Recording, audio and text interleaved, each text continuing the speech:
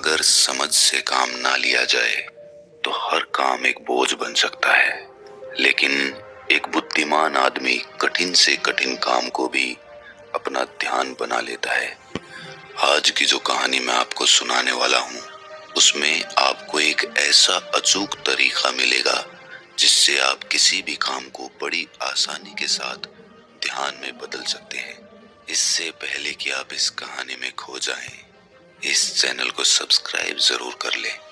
तो चलिए कहानी शुरू करते हैं। सम्राट के कानों तक बात पहुंची कि उसके राज्य में लाओ त्सु नाम का असाधारण दार्शनिक रहता है। जब मंत्री ने बताया कि लाओ त्सु के एक एक शब्द में जीवन का सत्य छुपा हुआ है, उनके जैसा प्रबुद्ध व्यक्ति दूर दूर तक नहीं है, तब सम्राट ने सोचा कि एक बार चलकर देखना चाहिए कि वो आदमी कितना महान है। अगले दिन ही सम्राट लाओ त्सु से मिलने के लिए निकल पड़ा। लाओ त्सु पहाड़ के पास एक छोटे से कस्बे में रहता था। रास्ता बहुत लंबा था। बीच रास्ते में पता किया तो लोगों ने भी खूब तारीफ की। सम्राट ने सोचा कि सच में ये कोई बुद्धिमान, पढ़ा लिखा और प्रभावशाली व्यक्ति होगा। शाम को जब सम्राट लाओ त्सु की झोंपड़ी के बाहर पहुंचा तो एक मजदूर छोटी सी बगिया में काम कर रहा था। शरीर पर मिट्टी लगी थी, पैरों में चप्पल नहीं थी। सम्राट ने पूछा, महोदय, लाओ त्सु कहाँ है? मैं उनसे बहुत दूर से मिलने के लिए आया हूँ। उस आदमी ने कहा कि श्रीमान, आप अंदर बैठिए, मैं अभी लाओ त्सु को बुलाता हूँ।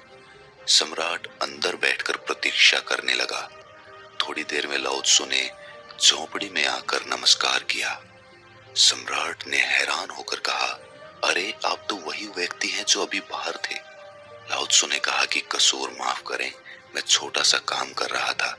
मैं ही लाओ त्सु हूँ, आप अपने आने का कारण बताएं।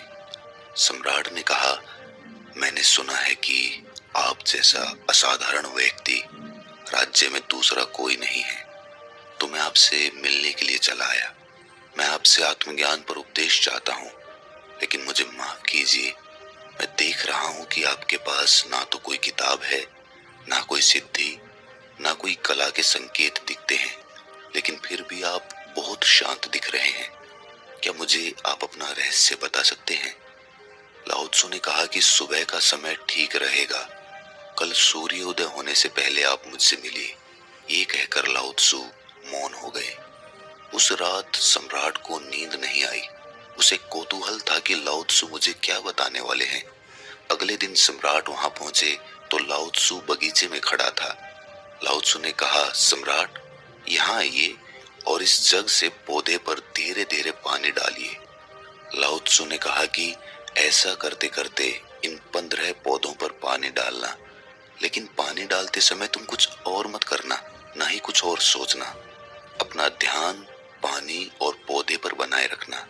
अगर कोई विचार आए तो रुक जाना और दोबारा पहले पौधे से पानी डालना। जब तुम सारे पौधों को पानी दे दो तब मेरे पास आना। सम्राट को पहली बार इस तरह का काम मिला था। सम्राट ने बड़े ध्यान से पहले पौधे में पानी डाला, फिर दूसरे पौधे में पानी डाला, फिर तीसरे पौधे पर जा ही रहा था कि वो अपने महल के बगीचे के बारे में सोचने लगा। सम्राट बुद्धिमान था। उसे पता था कि लाओ त्सु उसकी परीक्षा ले रहे हैं। अगर वो चालाकी करेगा तो पकड़ा जाएगा। इसीलिए सम्राट दोबारा पहले पौधे पर पानी डालने गया। इस बार वो दूसरे पौधे तक ही पहुंचा था कि पानी डालते डालते वो नदी के बारे में सोचने लगा। सम्राट परेशान होकर दोबारा पहले पौधे के पास पहुंचा। सम्राट जितनी कोशिश करता उतना व्याकुल हो जाता और खुद को किसी न किसी विचार में फंसा हुआ पाता। आखिर शाम हो गई, लेकिन सम्राट आखिरी पौधे तक पहुंच नहीं सका। जब सम्राट थक कर बैठ गया तब लाओ त्सु ने कहा, सम्राट, मैं तुम्हारी ईमानदारी से बहुत खुश हूं, इसीलिए सुनो। जब मन विचारों से खाली होता है तब उसमें मन का असली स्वरूप यानी साइलेंट अवेयरनेस प्रकट होती है। तब हर साधारण काम भी तुम्हें असीम ज्ञान और शांति दे सकता है। राजा ने कहा, लेकिन ये संभव कैसे है? जब हम काम करते हैं तो हमें कई विचार परेशान करते हैं। लाओ त्सो ने कहा, सम्राट, तुम पौधे में पानी नहीं डाल रहे थे, तुम जल्दी से जल्दी अपना काम खत्म करना चाहते थे। तुम्हें काम खत्म करने की जल्दी थी जिससे तुम मुझसे बात कर सको, इसीलिए तुम्हें ये काम बोझ लग रहा था, जिसके कारण तुम इस पल में रुक नहीं पाए। अगर तुम इस पल की कीमत समझकर केवल पौधे और पानी पर ध्यान देते तो तुम्हें कोई विचार परेशान नहीं करते। राजा ने कहा, ये सब तो मैं समझ रहा हूँ, लेकिन इस पल में रहना बहुत कठिन है। क्या मुझे इसके लिए अकेले रहकर तपस्या करनी पड़ेगी? लाओ त्सु कहते हैं कि शांत मन तो पहले से मौजूद है, इसके लिए कहीं जंगल जाने की जरूरत नहीं है। सबसे पहले अपनी सांस पर ध्यान देना सीखो, तब आपको पता चलेगा कि शांति तो सांस के साथ ही बनी हुई है। उसके बाद काम करते करते सांस पर ध्यान बनाए रखो। आप बोलते, चलते, सोचते, खाते, पीते हर समय अपनी सांस पर ध्यान दे सकते हो। जब आप ऐसा करते हो तो बिखरा हुआ मन सिमटने लगता है और एकाग्र यानी वन पॉइंट हो जाता है। वन पॉइंटेड माइंड से जब कोई भी काम किया जाता है तो उसका पूरा अस्तित्व, उसका मन, उसका शरीर, उसका मस्तिष्क, सभी चीजें एक ही काम पर लग जाते हैं और कोई विचार उत्पन्न नहीं होता। जब ऐसा होता है तो कर्ता और कर्म एक हो जाता है और साइलेंट अवेयरनेस जो पहले से बनी हुई थी वो प्रकट हो जाती है। तुम इसे आत्मज्ञान, आनंद, प्रेजेंट मोमेंट, इसे जो भी नाम दो, ये आसानी से प्राप्त हो जाती है। हमारी सांसें बड़ी रहस्यमयी होती हैं, ना वो अतीत में चलती हैं, ना वो भविष्य में चलती हैं, वो तो वर्तमान में चलती रहती हैं। और जब हम अपनी सांसों पर ध्यान देना शुरू करते हैं तो हम अपने अतीत और भविष्य से निकलकर वर्तमान में आ जाते हैं।